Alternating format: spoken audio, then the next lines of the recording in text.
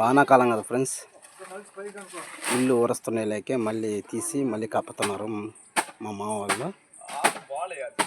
చూడండి ఎటు కప్పుతున్నాడు. ఈ కాలంలో కూడా వ్యక్తులు చెక్కడం చాలా కష్టం. ఈ కాలంలో కూడా ఇట్లాంటి ఇల్లు ఉంటే మీ ఊర్లో ఉంటే కామెంట్ చేయండి. ఇల్లు చూడండి ఎట్ట కప్పుతుందో.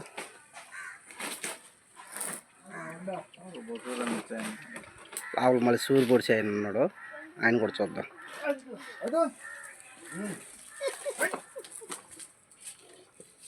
చూశారు కదా అట్లా సూరు పొడిచి.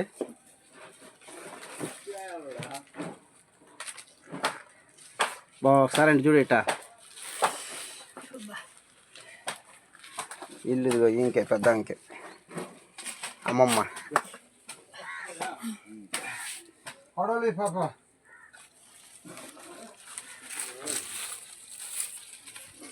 అంత నీట్గా కప్పేశారు. తాతయ్యకి అందించేది ఈయనే. చూడండి